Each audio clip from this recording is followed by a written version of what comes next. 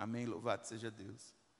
Irmãos, hoje nós vamos dar continuidade ao estudo que nós temos feito nos textos de Atos. E eu quero convidar você a que você abra a sua Bíblia no livro de Atos, no capítulo 2.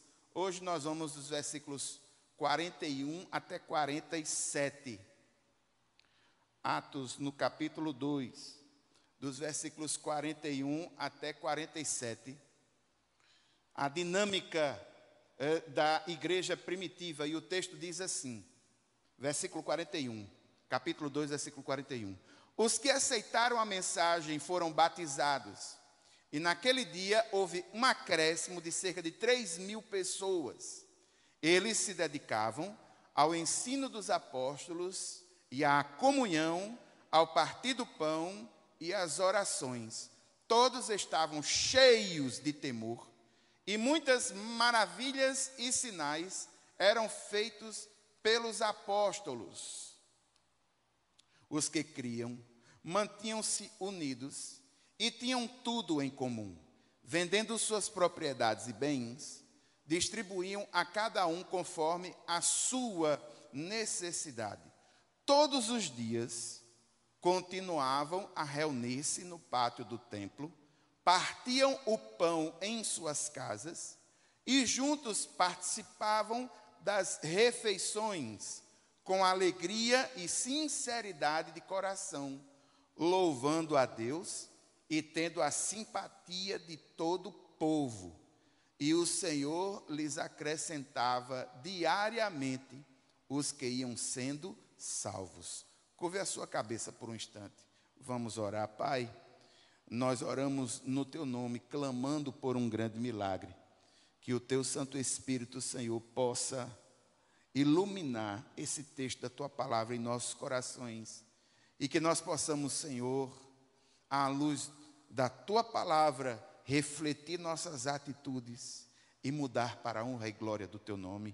É assim, Senhor, que oramos, no nome de Jesus. Amém. Irmãos, todas as vezes que nós trazemos uma porção do texto para ser analisada aqui na quarta-feira, a gente traz aquilo que tecnicamente chamado, na hermenêutica, a gente traz uma perícope. O que é uma perícope?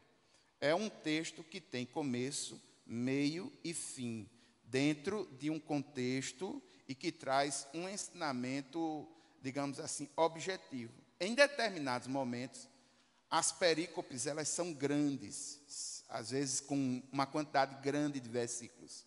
Em outros momentos, as perícopes, elas são pequenas. Aquilo que se chama tecnicamente de perícope, também é chamado de unidade de texto, e alguns autores também chamam de unidade de trabalho.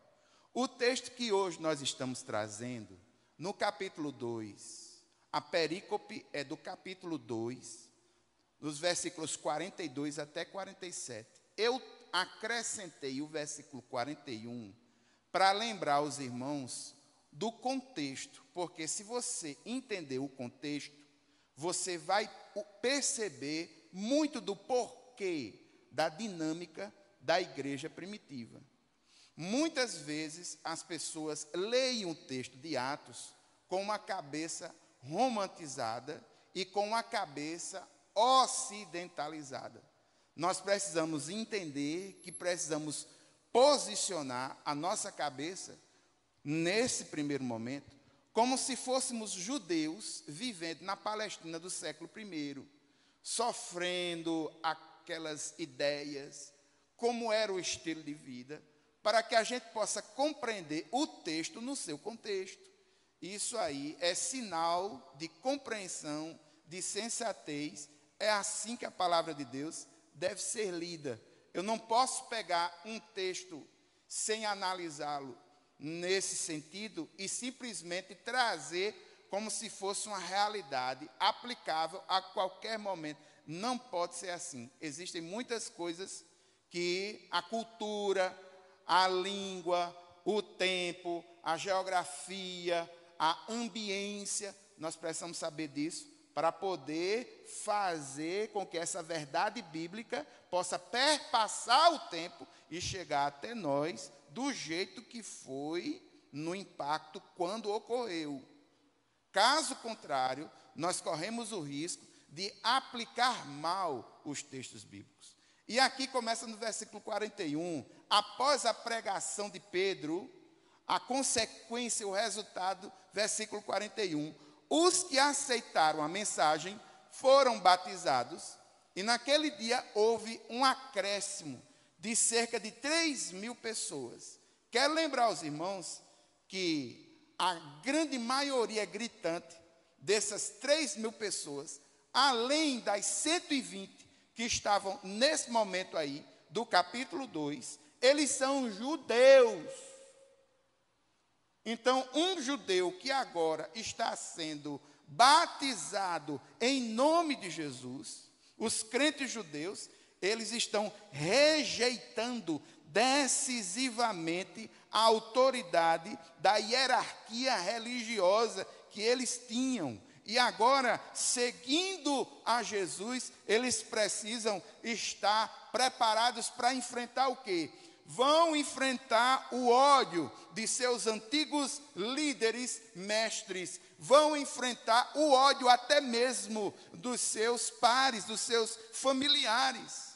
É o que acontece, irmãos, em muitos desses lugares, quando o evangelho chega, principalmente num contexto como esse, e aqui na Palestina do século I, os judeus eles tinham a sua religiosidade bem definida, e a decisão que esses 3.000 tomaram foi uma decisão muito forte, e essa decisão muito forte faz com que, de uma certa forma, eles tenham que viver quase que num modelo alternativo de vida. Eles vão sofrer pressões dos seus familiares. Muitos que exercem o comércio não vão conseguir vender os seus produtos porque vão sofrer sanções econômicas, vão sofrer sanções financeiras por serem o que são. Isso é muito claro. Muitas vezes a gente olha os textos de Atos com um certo romantismo, mas se a gente for analisar a fundo, esses irmãos tiveram um encontro com o Senhor, 3.000 almas, 3.000 almas. Irmãos, a Palestina do século I, nesse momento aqui, o Dr. Roberto Gundry, no seu livro Panorama do Novo Testamento, um estudioso disso aqui, ele diz que nessa época, na Palestina inteira, já se tinha 100.000 habitantes. Estamos falando em apenas 3%. Agora é muito grande o impacto, porque você num culto, ver 3.000 pessoas se entregando para Jesus é impactante. Mas como grupo social, nós precisamos entender que ainda é um grupo pequeno. Eles vão aumentar muito em Atos, mas eles vão sofrer perseguições, eles vão sofrer dores. Mas eles tinham uma prática, e essa prática é colocada aí nos versículos 42 e 43. Perceba, eles se dedicavam ao ensino dos apóstolos e à comunhão, ao partir do pão e às orações. Essa era a prática, essa era a atitude e essa era a dinâmica da igreja primitiva. Eu gostaria de ressaltar o versículo 42, quando nos mostra os elementos fundamentais do culto público da igreja primitiva. Nós temos condição de verificar isso, porque na língua original, o que eu coloquei aí de tracinho, na língua original, quem estuda grego, eu vou adiantar, está no dativo. E sendo dativo é uso instrumental. E sendo uso instrumental, são funções que são assumidas. Ou seja, nós temos aí 4 atividades que eram assumidas publicamente pela igreja primitiva. A primeira atividade, o ensino dos apóstolos, o didaqui, o ensino dos apóstolos. Era um ensino oral. Por quê, irmãos? Porque falando-se em evangelho, informações acerca do evangelho, da vida nova, como base de escritura, eles só tinham, até esse momento, o Antigo Testamento. Quero lembrar os irmãos isso, ele não tinha a Bíbliazinha toda organizada como você tem agora, não. Eles têm o Antigo Testamento e eles eram profundamente dependentes dos ensinos dos apóstolos. Por quê? Porque os apóstolos, eles tinham sido discípulos de Jesus e tinham aprendido com Jesus como evidenciar, através dos textos do Antigo Testamento, os ensinos reais do Evangelho. E eles estavam construindo essa ideia. Irmãos, vocês vão ver nos ensinos dos apóstolos, tudo no Novo Testamento gira em torno do apóstolo. Por quê? Porque o apóstolo foi discípulo direto de Jesus. Perceba que os livros do Novo Testamento, se não são diretamente de apóstolos que estiveram diretamente com o Senhor Jesus, foram escritos por pessoas que estiveram com apóstolos, que estiveram diretamente com Jesus. A figura do apóstolo é fundamental no Novo Testamento.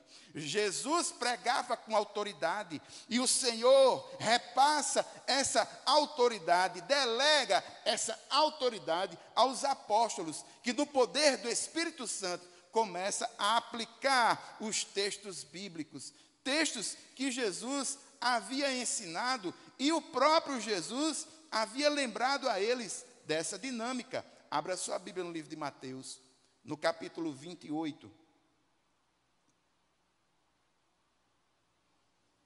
No versículo 20, o ide.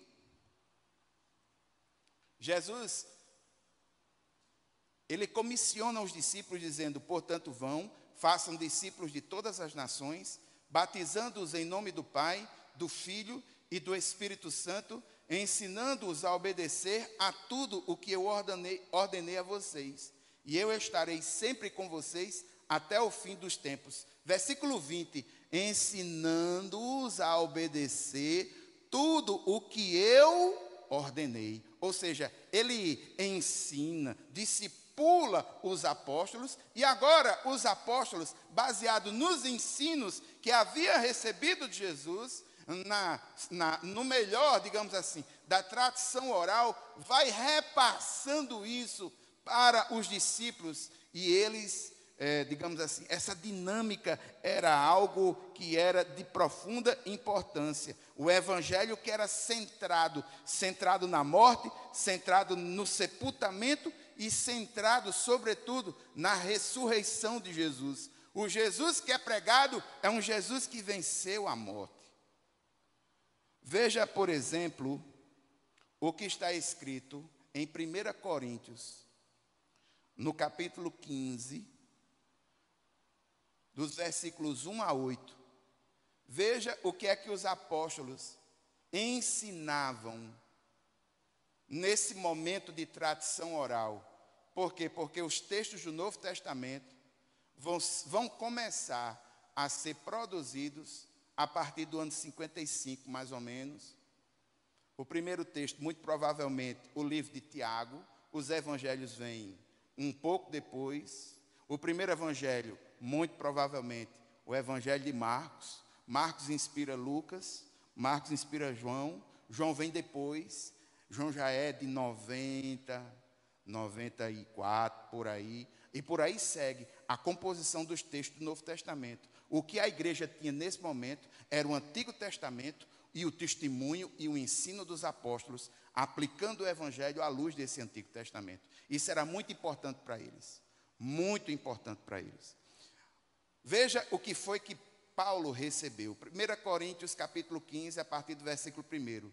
Irmãos, quero lembrá-los do evangelho que preguei a vocês, o qual vocês receberam e no qual estão firmes. Por meio deste evangelho, vocês são salvos, desde que se apeguem firmemente à palavra que preguei. Caso contrário, vocês têm crido em vão.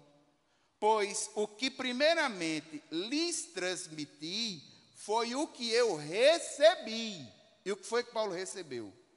O seguinte ensinamento: que Cristo morreu pelos nossos pecados, segundo as Escrituras, foi sepultado e ressuscitou no terceiro dia, segundo as Escrituras, e apareceu a Pedro e depois aos 12, e depois disso apareceu mais de 500 irmãos, a mais de 500 irmãos de uma só vez, a maioria dos quais ainda vive, embora alguns já tenham adormecido ou seja, morreram. Depois apareceu a Tiago e então a todos os apóstolos, e depois destes apareceu também a mim, como a um que nasceu fora do tempo. Perceba que Paulo está dizendo: olha, eu estou repassando para vocês o que eu recebi. A essa altura do campeonato, era a tradição oral, o ensinamento oral, está em torno do apóstolo. Isso era muito importante. E eles estão repassando o evangelho centrado em Cristo. Um Cristo que venceu a morte. E eles receberam autoridade delegada desse Cristo para poder pregarem o que estavam pregando. Paulo dá testemunho dessa autoridade. Abra sua Bíblia em 2 Coríntios, no capítulo 13. 2 Coríntios, no capítulo 13. O versículo 10. 2 Coríntios, no capítulo 13. O versículo 10. Paulo diz: por isso escrevo estas coisas estando ausente, para que quando eu for, não precise ser rigoroso no uso da autoridade que Deus me deu. Abra sua Bíblia em 1 Tessalonicenses capítulo 4, no versículo 2. Paulo reconhece que como apóstolo recebeu também dessa autoridade. 1 Tessalonicenses capítulo 4, versículo 2 diz: pois conhecem os mandamentos que demos a vocês pela autoridade do Senhor Jesus. Irmãos, é muito simples. Jesus, quando esteve aqui como profeta do Senhor, como ungido, como o Messias, uma das grandes marcas da pregação dele é que ele pregava com autoridade. Essa autoridade, ela é delegada, ela é repassada. Agora, os apóstolos, empoderados pelo Espírito Santo, com autoridade, na reunião diária com esses irmãos aí na Palestina, e nesse momento, no século I, eles se reúnem para estudarem a palavra, para estudarem os ensinos, oral, assim, de forma oral, aplicando os textos do Antigo Testamento a essa realidade. E o eixo fundamental da doutrina: Jesus é o Jesus que venceu a morte. Ele foi sepultado, mas ressuscitou ao terceiro dia, está vivo e é Senhor, é Senhor dos senhores, é Rei sobre reis. Então, esse é o ensinamento fundamental. Aí, irmãos, perceba que a segunda coisa que acontecia na dinâmica da igreja primitiva era a comunhão, também é dativo, é uso instrumental, comunhão, ou seja, eles se reuniam com objetivos comunitários, eles se reuniam como irmãos, eles se reuniam como congregação. E aqui uma observação muito interessante que eu descobri quando estava compondo, digamos assim, o esboço para falar aos irmãos hoje. Por incrível que pareça, irmãos, Jesus cumpre tudo da lei à risca. Eu não sabia, mas para se fazer uma sinagoga, na época antiga, era necessário que tivesse pelo menos a presença de uma assembleia com um número mínimo de 120 pessoas. E no Pentecoste nós vimos ali um número mínimo de 120 pessoas intercedendo. O Espírito Santo desce sobre eles de forma poderosa e começa uma nova estrutura, não uma nova sinagoga dentro do padrão judaico, mas uma congregação que o Senhor Jesus chamava de eclesia ou igreja. E quem usa esse termo pela primeira vez no Novo Testamento é Jesus. Livro de Mateus, no capítulo 16, sobre a minha igreja. É Jesus quem usa esse termo. Pastor, esse termo igreja vem de onde? O Dr. Colin Brown, no Dicionário Internacional do Novo Testamento, fazendo uma análise da palavra, e entenda, a palavra igreja não é só utilizada em igreja, eclésia no grego, como é utilizada agora. Ela vem de uma origem muito remota. No grego clássico, a ideia de igreja era a ideia de retirada das melhores cabeças para a guerra. Era um chamado militar. E Jesus, quando está chamando o seu novo grupo, eis porque o cristianismo não pode, ele começa no judaísmo, porque são judeus, mas ele não podia permanecer ali. Esse vinho novo tinha que ser colocado em odres novos. Não tinha como permanecer ali, porque é algo diferente. Os judeus se reuniam em sinagoga. Em grego, sinagoga é sim, junto, agogô, aprender, pedagogo. Sim, agogô, juntos para aprender. Eclesia kaleo é chamar, que é uma preposição como se fosse extrair. É chamados para fora, no seu sentido literal. O seu uso militar era uma espécie de chamada das melhores cabeças para a guerra, para fora. Jesus, ele é extremamente, digamos assim, radical, quando ele chama esse novo grupo de eclesia, de igreja. Por quê?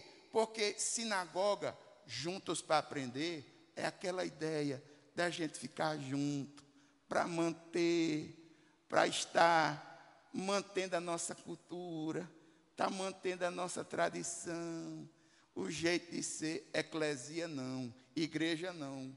O sentido de chamados para fora é o sentido de influenciar. O vetor é ao contrário. Ao invés de ser aquela coisa voltada para dentro para manter, a ideia é voltada para fora, para influenciar, para levar, para ser sal, para ser luz.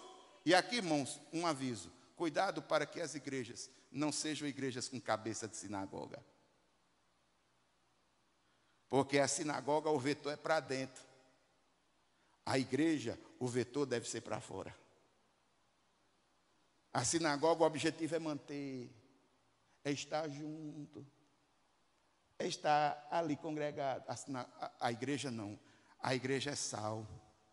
A igreja é luz. É referencial. A igreja incomoda as trevas. Os crentes em Cristo Jesus são perseguidos. Porque as trevas, quando vem a luz, ficam se coçando. Não aguentam, não suportam. E vocês vão ver hoje no final do culto como muito disso ocorre. Irmãos, quarta coisa que nós vemos aí, o partir do pão. Gostaria que você visse que essa expressão ela é utilizada 2 vezes nessa perícope. No primeiro momento, o partir do pão, aí está como expressão dativa, uso instrumental. Muito provavelmente está sendo falado aí da ceia do Senhor. Uma espécie de partir do pão, uma atividade com significação religiosa. Eles se reuniam para esse momento da ceia do Senhor. E o quarto e último, e fundamental, as orações.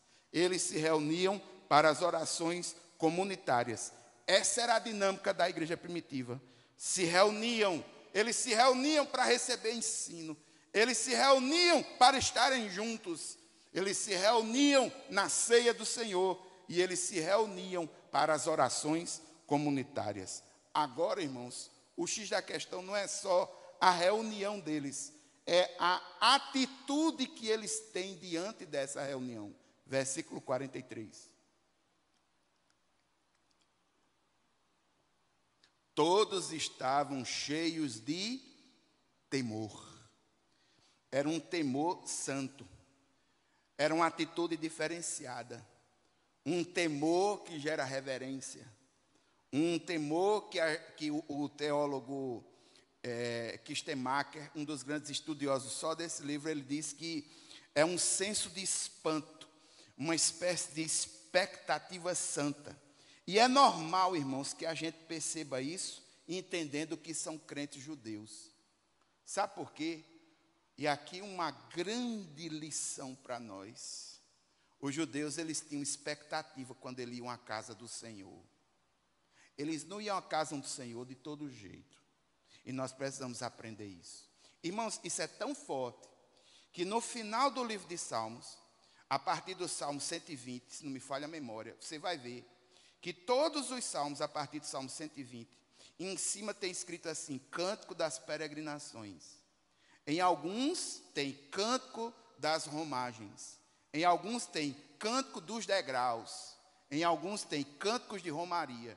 O que era isso? Era uma coisa que era da prática judaica. E como eles são judeus, eles levam um pedaço dessa prática.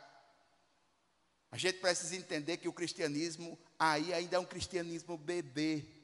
Está nascendo nas suas práticas. Eles levam essa prática. O que é que os salmos nos mostram? Os salmos nos mostram o seguinte: quando o judeu ele vai adorar no templo, quando ele vai até Jerusalém, no momento em que ele está indo, ele já vai criando expectativa. Eu vou dar um exemplo de um salmo de expectativa desse. Salmo, eu acho que é 121, alegrei-me quando me disseram.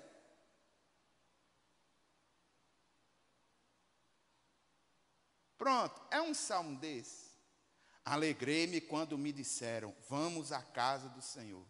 Como é que isso era entoado, Ítalo? Isso era assim. Eles iam se reunindo. Está indo para onde? Vamos para o templo. Bora. Aí já no templo, um de lado do outro, já ia. Alegrei-me quando me disseram, vamos à casa do Senhor. Ó, quão bom e quão suave é que os irmãos vivam em união. É como óleo precioso que desce. Eles já iam numa atitude diferenciada para adorar a Deus. Nós precisamos aprender disso. A atitude que eles vão para a adoração ao Senhor é uma atitude diferenciada. Perceba, a atitude dele, atitudes de temor. E aqui as consequências disso nós vemos no próprio texto. Maravilhas e sinais eram feitos pelos apóstolos. Por que maravilhas e sinais? Porque é cumprimento das profecias. As maravilhas e os sinais davam autoridade à pregação do evangelho por parte de Jesus. Se lembra que Jesus fazia milagres, prodígios, maravilhas, pregava e libertava. Isso dava autoridade. É por isso que todo mundo olhava para ele. Ele não prega como os judeus, ele fala com autoridade. Essa mesma autoridade havia sido profetizada por Joel no capítulo 2. Joel já havia predito que na era messiânica o Espírito Santo haveria de ser derramado e isso daria autoridade. E aqui a gente vê que essa autoridade, Jesus delega autoridade para a pregação da palavra, mas também delega poder a eles. Maravilhas e sinais são feitos por mãos dos apóstolos. Louvado seja o nome do Senhor. Aí o que é que acontece? Esse é o núcleo dessa perícope. Os que criam, os crentes, mantinham-se unidos e tinham tudo em comum.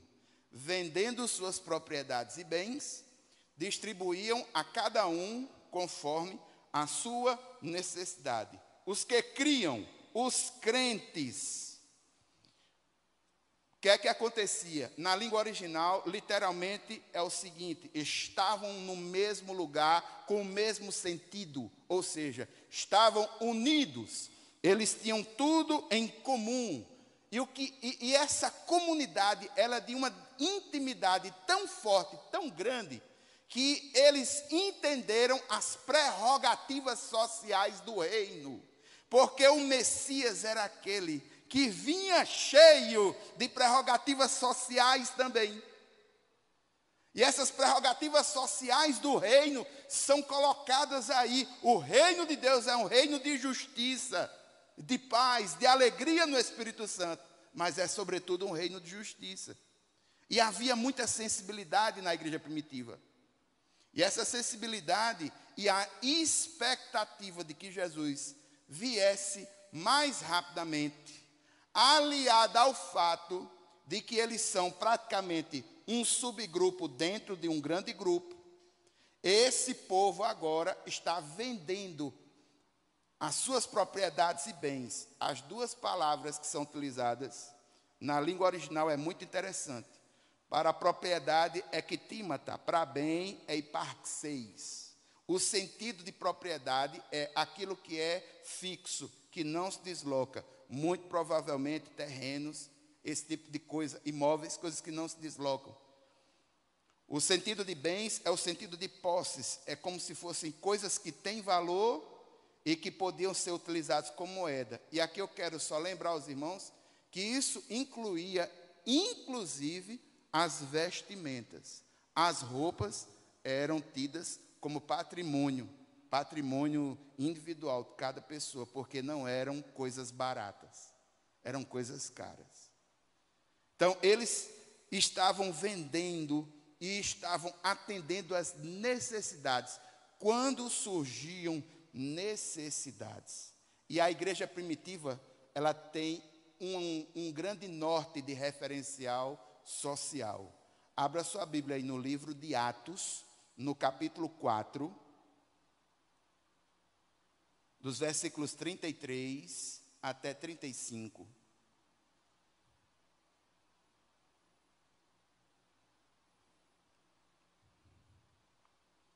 Livro de Atos, no capítulo 4, dos versículos 33 a 35, o texto diz assim: com grande poder os apóstolos continuavam a testemunhar da ressurreição do Senhor Jesus, e grandiosa graça estava sobre todos eles. Não havia pessoas necessitadas entre eles, pois os que possuíam terras ou casas as vendiam, traziam o dinheiro da venda e os colocavam aos pés dos apóstolos, que distribuíam segundo a necessidade de cada um.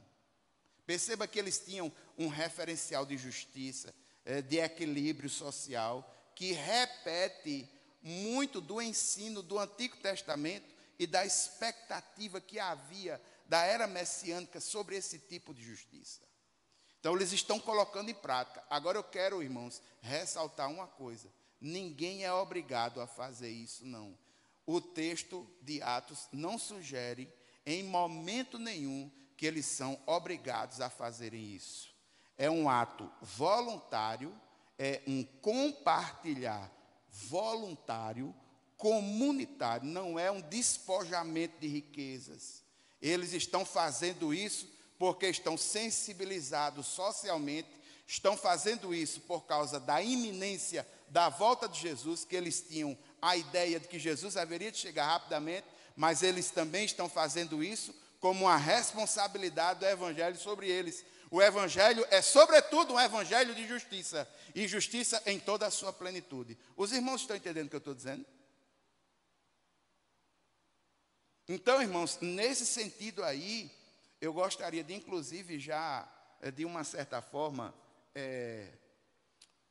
desmistificar o uso que esse texto teve, sobretudo na década de 70, na visão de alguns teólogos da teologia da libertação, entendendo que, de uma forma, esse sentido do texto faz a aplicação ao ponto de algum deles dizer que Jesus era comunista. Eu gostaria de fazer a devida separação de um conceito do outro.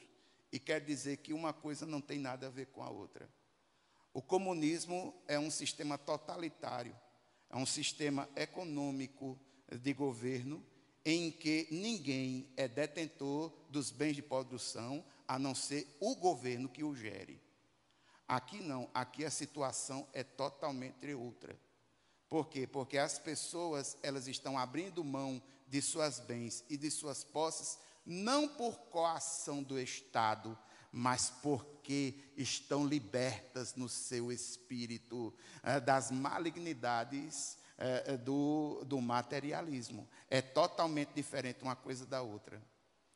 Aquele teólogo que disse Jesus é comunista na década de 70, esse coitado, ele fez a análise de acordo com sua hermenêutica. A hermenêutica dele chama-se hermenêutica histórico-crítica, que dá fundamento à teologia liberal. E a teologia liberal, misturada com o marxismo cultural, aqui na América Latina foi o pezinho para uma coisa chamada teologia da libertação. E eu quero dizer aos irmãos que não existe ligação direta entre esse sistema econômico chamado comunismo e o sentido de comunidade que aqui é colocado nesse texto. Uma coisa é uma coisa, outra coisa é outra coisa. Inclusive, o comunismo como sistema econômico de governo e como sistema de distribuição de bens e posses é um sistema que bate muito diretamente com aspectos do cristianismo. Quero lembrar os irmãos que leiam os livros de história. Quero lembrar os irmãos que leiam os livros de história.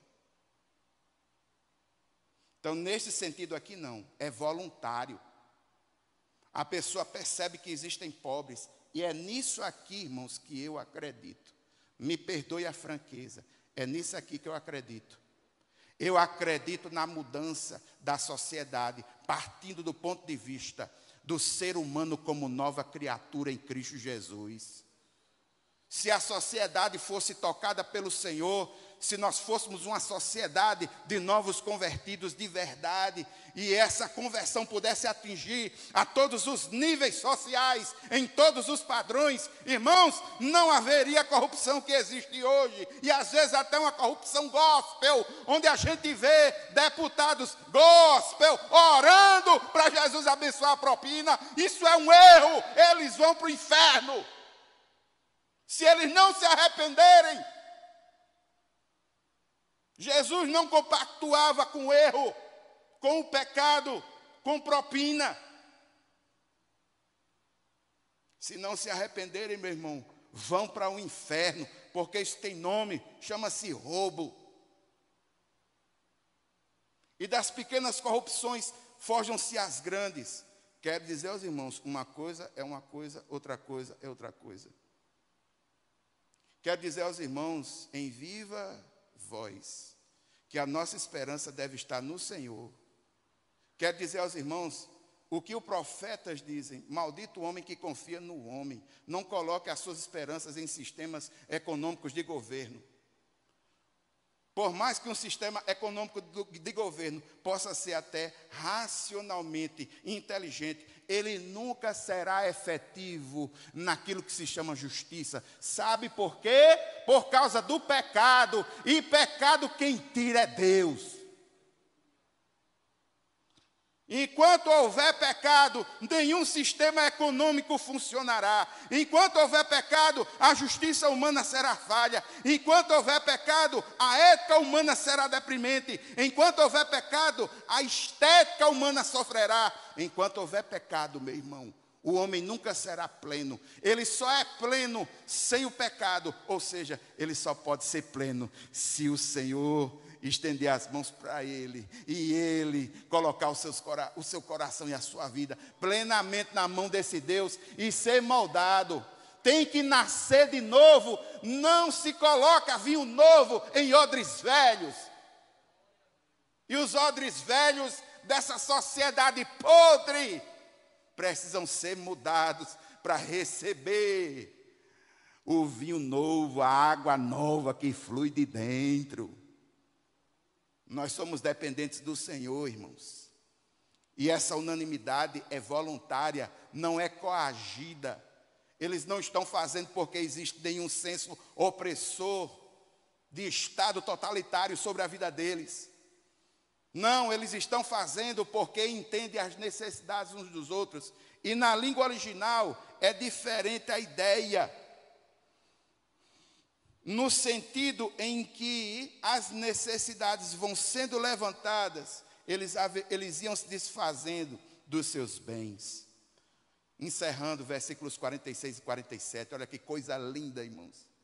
Todos os dias continuavam a reunir-se no pátio do templo, partiam pão em suas casas e juntos participavam das refeições, com alegria e sinceridade de coração, louvando a Deus e tendo a simpatia de todo o povo. E o Senhor lhes acrescentava diariamente os que iam sendo salvos. Esse texto nos traz muitas lições. Em primeiro lugar, perceba a expressão todos os dias. Ela entra em sincronia com o começo do texto, quando diz que se dedicavam. A palavra é muito parecida, muito próxima. A ideia é de perseverança, a ideia é de disciplina, a ideia é de insistir, a ideia é de ir, a ideia é de realmente entregar-se, é de fazer. Irmãos, percebam que eles se reuniam publicamente e eles faziam no pátio do templo.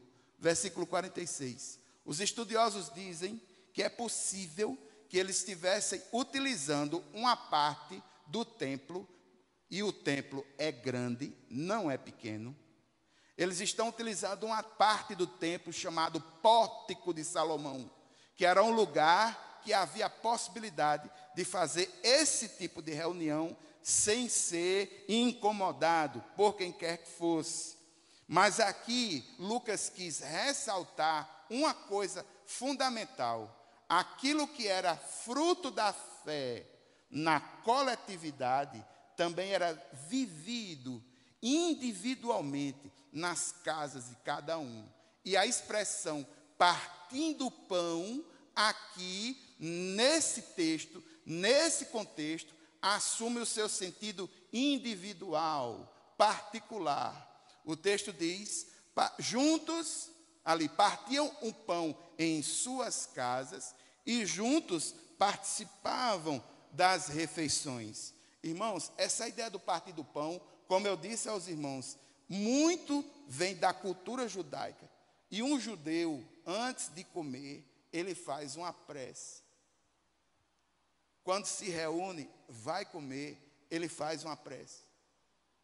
Em qualquer refeição. E a ideia de partir o pão, porque essa expressão ela está em dois lugares. Num primeiro momento, fazendo alusão à questão da ceia, que é o uso dativo. No segundo momento, muito provavelmente como refeição mesmo. E na prática judaica, quando se reuniam para comer, louvavam, agradeciam a Deus, o que já era comum dessa cultura. Eles simplesmente mantêm essa ideia. Aí partir o pão, expressão derivada do costume judaico de começar a refeição com uma bênção, depois da qual se parte cerimonialmente o pão. Eles tinham essa prática e mantiveram essa prática, porque são judeus, são crentes, mas são crentes judeus. Então, eles mantiveram essa prática. E a ideia que Lucas traz no texto é que esta sinceridade que eles viam na comunidade de fé era uma sinceridade que era vivia tanto no público como no privado, como no particular. Perceba, versículo 46. Todos os dias continuavam a reunir-se no pátio do templo, o aspecto público, partiam pão em suas casas e juntos participavam das refeições com alegria e sinceridade de coração, o aspecto particular. As duas coisas, elas eram íntegras. A fé era uma fé íntegra. E aqui fala sobre uma virtude que esse povo tinha. Apesar de odiado e perseguido, era um povo que tinha alegria. E alegria é virtude. Virtude teologal. Quais são as 4 virtudes teologais? Fé, esperança, alegria e amor. São 4 virtudes. São 4 virtudes que são digamos assim, reformadas na vida da pessoa, a partir do momento que ela é nova criatura, a partir do momento que ela entrega o seu coração ao Senhor Jesus, essas virtudes são potencializadas pelo Espírito Santo. E como é que um grupo odiado, perseguido, ele vai sentir alegria? Sabe por quê, irmãos? Porque a alegria deles não depende de incentivos externos para acontecer. É a alegria espiritual que está lá dentro. Isso é reforçado no outro termo, a simplicidade, a sinceridade no coração. A felotite, a ideia de um coração regenerado e simples, que vivia no público aquilo que era no particular. Gente, isso é integridade de fé. Porque tem muita gente que no público é de um jeito e em casa é de outro. E aqui a gente está vendo Lucas dizendo, olha, a fé desse povo era fantástica, um coração simples, sincero, e eles viviam dentro de casa aquilo que criam. Louvado e engrandecido seja o nome do Senhor. Lucas compara a união e a harmonia dos crentes no templo com a mesma intimidade e as refeições que eram comuns. Versículo 47, o texto diz, louvando a Deus e tendo a simpatia de todo o povo, e o Senhor lhes acrescentava diariamente os que iam sendo salvos. Lucas enfatiza a união, a harmonia, a alegria, a sinceridade dos crentes. Esses elementos são fruto do Espírito agindo na vida dos crentes primitivos. E aqui cabe, irmãos, falar sobre essa palavra sinceridade que aí tem. Na língua original, a ideia de sinceridade, de uma certa forma, ela vem da engenharia. É a ideia de um terreno macio, um terreno plano, um terreno que não tem pedra para dar tropeço, um terreno bom de trabalhar. Irmãos, a melhor coisa que nós podemos ter diante de Deus é um coração quebrantado, sincero, porque ele é terreno macio para o Espírito Santo de Deus trabalhar. É terreno macio para o Espírito Santo de Deus trabalhar. E aqui Lucas diz o crescimento que ele entendia como sendo natural. No capítulo, Lucas, no capítulo 2, no versículo 52, no Evangelho, Lucas diz lá que Jesus crescia em conhecimento, em estatura, graça diante de Deus, graça diante dos homens. Esse mesmo padrão, de uma certa forma, o evangelista Lucas está aplicando aqui a história da igreja primitiva. Ele está dizendo que esse grupo, ele crescia diante do Senhor, mas também crescia tendo a simpatia do povo. Era a graça diante de Deus e era a graça diante dos homens. Uma comunidade sadia, uma igreja sadia. O que é que acontece, irmãos, com a igreja sadia? Ela é um atrativo natural. As pessoas viam a dinâmica da igreja primitiva, olhavam nela e diziam, o amor que muitas vezes não tem na minha casa, esses irmãos têm um pelo outro. Eu quero viver isso. A união que esses irmãos têm, eu não tenho nas fraternidades onde eu participo. Eu quero viver isso. Olha só eles adorando como é bonito, uma adoração sincera. A adoração da minha religiosidade é uma adoração forjada, obrigatória. Ali não, é voluntariosa. Eu quero isso na minha vida. E o texto diz que naturalmente ia acrescentando a esse grupo. Quando uma igreja ela é saudável, ela naturalmente gera vida. E as pessoas são atraídas por essa vida. Louvado e engrandecido seja o nome do Senhor. Irmãos, essas são as marcas da igreja primitiva. Coloquei aqui duas fotos. O Partir do Pão, falou sobre o Partir do Pão. Eu quero só dizer aos irmãos que o pão de lá, nessa época, não era como o que a gente tem hoje, não. É um pão nesse modelo aí, achatado. O mais próximo que você vai ter por aqui em alguma padaria é um pão chamado pão sírio. Olhe lá, porque o processo de fabricação já mudou. Aí é a mulher mesmo produzindo e assando como em cima de, geralmente, talvez uma pedra, uma chapa quente, onde esse pão era colocado e ficava aqueles tijolão grandão, aqueles, né? Esse pãozão aí. Irmãos, quais são as lições espirituais que nós podemos tirar para nós hoje? O que é que marcava a igreja primitiva e que nós precisamos resgatar? Em primeiro lugar, era uma igreja comprometida com a palavra. Perceba, eles não tinham a palavra escrita, mas eles tinham o evangelho oral, e eles tinham o Antigo Testamento, já tinham uma parte dessa palavra. Eles se reuniam. A doutrina dos apóstolos é o inspirado ensino pregado oralmente naquele tempo e agora preservado no Novo Testamento. Essa comunidade, ela era uma comunidade que se reunia em torno desse ensino. Os apóstolos se reuniam para discipular. E aqui tem um outro aspecto disso. Sabe o que é, irmãos? é que nós percebemos, e o historiador Justo Gonzalez, no seu livro sobre cristianismo, História do Cristianismo, ele diz que perseverar no ensino dos apóstolos não é só dizer que o povo não se desviou das doutrinas apostólicas ou permaneceram ortodoxos. Não, a ideia não é essa. Quer dizer que eles perseveraram na prática de aprender com os apóstolos, ou seja, eram pessoas ensináveis, era um coração ensinável, um coração discipulável, um coração maleável. Por que é interessante falar sobre isso? Porque muitas vezes nós temos a possibilidade de termos ensinos, mas as pessoas não as querem mais. E nós corremos o risco de desprezar a palavra. Muita coisa errada aconteceu no cristianismo por se desprezar a palavra. Na Idade Média, os textos foram alegorizados. E havia muita heresia, porque não buscavam a palavra. Nós já tivemos falsos movimentos pietistas, que pregam piedade, mas desprezam a palavra. Tivemos falsos movimentos bíblicos, que pregam a palavra, mas não têm piedade.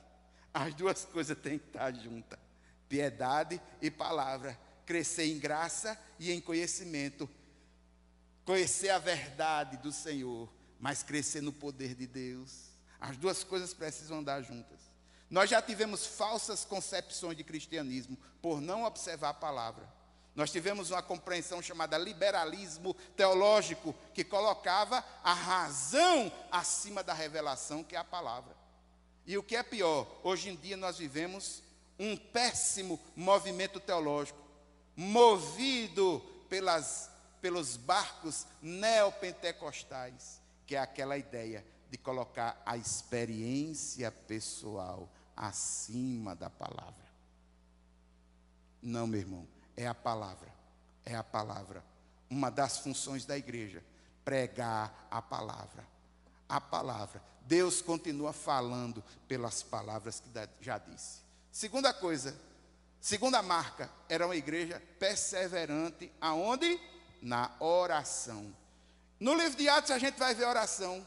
Sabe aonde? Capítulo 1, versículo 14, diz que eles eram unânimes na oração. Capítulo 3, versículo 1, os líderes vão estar orando de 3 horas da tarde. Capítulo 4, versículo 31, a igreja já está sendo perseguida. A igreja ora, o lugar treme e o Espírito Santo revela o seu poder. No capítulo 6, no versículo 4, a liderança entende que a sua prioridade é a oração e a palavra. Aí, a parte dos pães, os auxílios e tal, a gente bota os diáconos para resolver isso. Mas nós somos apóstolos, a ideia é palavra, a ideia é oração. Capítulo 9, o primeiro sinal que Deus deu a Ananias de que Paulo estava convertido foi porque ele encontrou Paulo orando. Capítulo 12, versículo 5, Pedro preso, a igreja orando, o anjo vai e liberta. Capítulo 13, dos versículos 1 a 3, Antioquia ora e Deus abre as portas do mundo para o evangelho. Capítulo 16, versículo 25, Paulo e Silas estão fazendo o que na prisão? Orando. Capítulo 20, versículo 36, Paulo está orando com os presbíteros de Éfeso para que o Senhor ajude aquela igreja. Capítulo 28, nos versículos 8 e 9, Paulo está orando pelos enfermos em Malta e os enfermos são curados. Você pode dizer o que for, mas é uma marca da igreja primitiva, uma igreja que ora, e nós precisamos seguir esse padrão. Terceiro, era uma igreja que vivia em perseverante, profunda comunhão. Eram unânimes, um só corpo, um só alma, estavam atentos às necessidades uns dos outros. Eles apreciavam estar juntos, estavam juntos no templo, estavam juntos nas casas. Salmo 133, eles viviam isso de verdade. Quão bom e quão suave é que os irmãos vivam em união, é o óleo do Espírito. Meu irmão, onde há união, onde a presença do Espírito Santo de Deus, aí existe vida, aí existe produtividade, e como diz o Salmo 133, a bênção do Senhor está aí. Quarta marca, a adoração era entusiasmada, o culto a Deus era expressivo, era deleitoso, tinha expectativa no coração de quem participava. A adoração era vista como um estilo de vida. Eu não vi nenhum show, por incrível que pareça. Não era necessário. Não havia nenhuma movimentação nesse sentido como hoje nós temos. Por quê? Porque o conceito de adoração estava ligado à vida, primariamente à vida e ao relacionamento da pessoa com Deus. As questões estéticas, elas virão depois. Mas era o conceito mais profundo de adoração, a adoração como estilo de vida.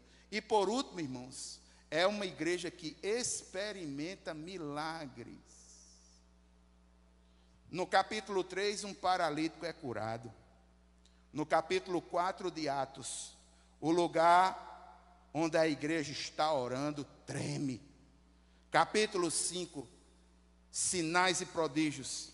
Capítulo 8, Filipe realiza milagres em Samaria. Deus realiza através de Filipe.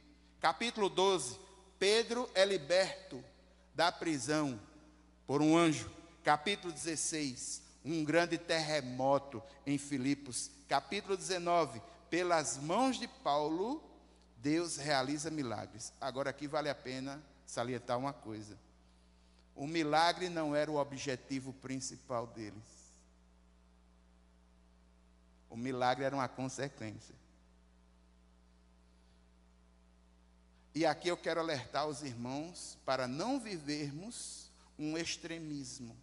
E eu confesso que entendo quando Calvino diz que Satanás é o pai dos extremos. Porque os extremismos são danosos. Existem grupos na própria igreja que negam os milagres. Irmãos, nós nos reunimos e cremos num Deus que transcende a realidade natural e no sobrenatural realiza milagres. Se não crêssemos assim, irmãos, nós não orávamos pedindo a Deus que interviesse. E quantos milagres a gente já presenciou aqui. Agora, irmãos, o oposto disso também é um perigo. Sabe o que é? Viver na iminência do sobrenatural como um estilo constante de vida, inventando milagre, banalizando o sobrenatural de Deus. Tem que ter muito cuidado com esses dois extremos. O nosso Deus é um Deus que realiza milagres. E Ele o realizará no tempo dEle, na forma dEle, no entender dEle, porque Ele é soberano. E por último, irmãos, eu gostaria de compartilhar com os irmãos. Eu acho que o pastor Hernandes Dias Lopes, ele foi fantástico nesse momento quando fala dos milagres e da dinâmica da igreja. Esse texto que ele escreveu, quero compartilhar com os irmãos, porque reflete o que era a igreja primitiva. Essa igreja é uma igreja simpática e amável. É uma igreja que é sal e luz. É boca de Deus. É monumento da graça. Essa igreja tem qualidade e também tem quantidade. Ela cresce para o alto, mas também cresce para os lados. Ela mostra a vida e também números. A igreja de Jerusalém produziu impacto na sociedade por causa do seu estilo de vida. Era uma igreja comprometida com a verdade, mas não era legalista. Era uma igreja santa, mas não era farisaica. Era uma igreja piedosa, mas não era com santarronice. Os crentes eram alegres, festivos, mas eram íntegros. Eles contagiavam, o estilo de vida da igreja impactava a sociedade. Por quê? Porque eles eram melhores maridos, eles eram melhores esposas, Eram melhores filhos, pais, estudantes, profissionais. O resultado da qualidade e a quantidade. Deus mesmo acrescentava a essa igreja, dia a dia, os que iam sendo salvos. Nós precisamos ter cuidado com os dois extremos, a numerolatria e a numerofobia. A numerolatria é aquela ideia de adorar no sentido do crescimento. Se está crescendo, é porque Deus está agindo. Nem sempre é assim. Mas também eu não posso negar que existe a numerofobia. Tem gente que tem medo de movimentos que crescem. E eu quero dizer a você, meu irmão, que se crescer na unção do Espírito Santo de Deus, baseado na palavra como um verdadeiro, genuíno avivamento vindo do Senhor, não tem quem impeça. Esses são os traços da igreja primitiva.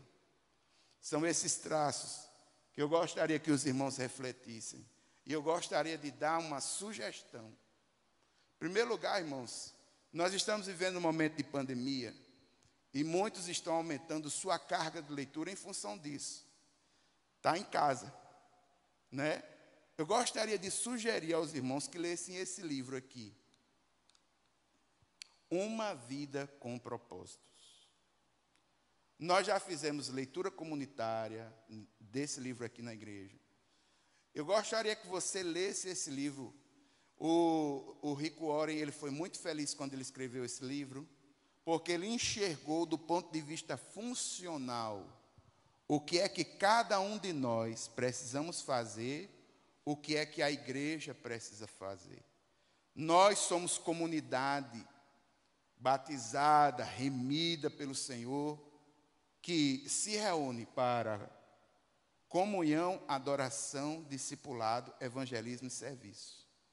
Nós precisamos avaliar na nossa vida como é que está a nossa comunhão, como é a nossa vida de adoração, se nós temos sido discípulos e temos discipulado, se participamos individualmente, pregando o evangelho do Senhor como evangelistas, testemunhando da palavra de Deus e servindo ao próximo individualmente. E a igreja, ela congrega pessoas que têm o mesmo estilo de vida. E nesse sentido, o Rick Warren foi muito feliz quando ele escreveu esse livro. É um livro que precisa ser lido pelo menos uma vez por ano. Eu sempre leio, é um dos meus livros de cabeceira.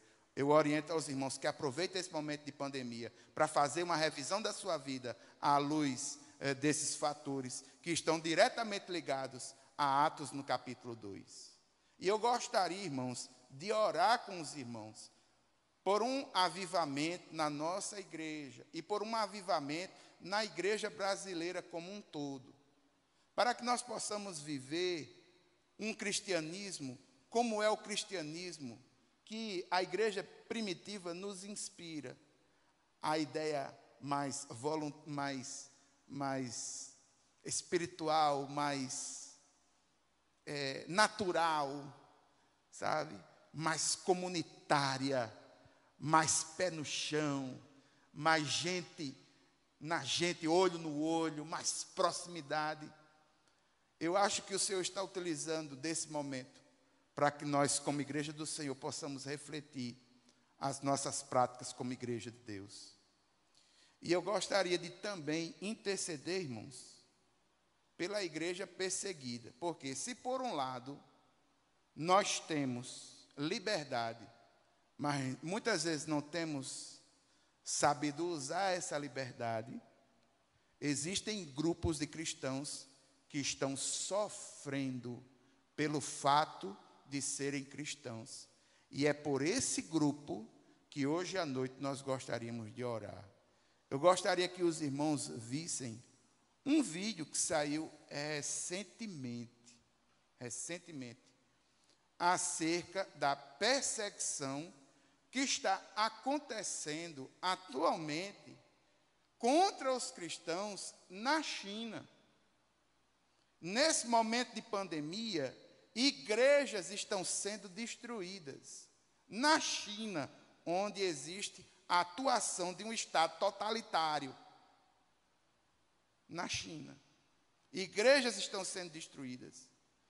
Crentes estão sendo perseguidos. Crentes estão perdendo o acesso aos direitos sociais que eles construíram pelo fato de serem o que são. E isso saiu já, irmãos, em jornais naturais. Isso não é informação escondida. Antigamente, muito disso era escondido. Agora não é, não. A perseguição, ela é nítida, ela é notória. E nós precisamos orar por irmãos que estão sofrendo. Por favor, coloque o vídeo. A China ameaça retirar benefícios sociais de famílias. A China ameaça retirar benefícios sociais de famílias que se recusam a abandonar a fé cristã. Vamos até a Ásia conversar ao vivo com a correspondente Cíntia Godoy. Cíntia, bom dia para você. Oi, Cris, boa noite para vocês. Pois é, a situação é bem grave, já que muitas dessas famílias dependem desse dinheiro para sobreviver após o baque que a economia chinesa sofreu com a pandemia. Funcionários do governo exigem que chineses cristãos substituam símbolos religiosos por imagens de líderes do Partido Comunista. Segundo um pastor que faz trabalho missionário em uma aldeia na China, uma idosa teve o auxílio equivalente a R$150 retirado após agradecer a Deus. As ameaças também acontecem nos templos. Cris, Sérgio. Obrigada, Cíntia. Isso, irmãos, foi isso que você ouviu. Pessoas que estão sendo perseguidas pelo fato de serem o que são. E, sobretudo, vale a pena salientar, no Estado totalitário, com esse sistema de governo que todos vocês já sabem quais são. Então, irmãos, eu gostaria de orar por um avivamento, é verdade. Mas eu gostaria de orar por esses que estão sofrendo.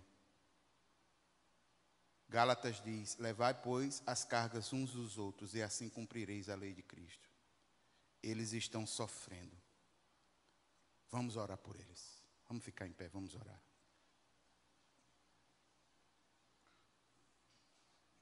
Pai eterno e santo, Deus poderoso, nesse momento como igreja tua, Senhor, nós levantamos um clamor. Um clamor por um reavivamento na tua igreja, a igreja no Brasil.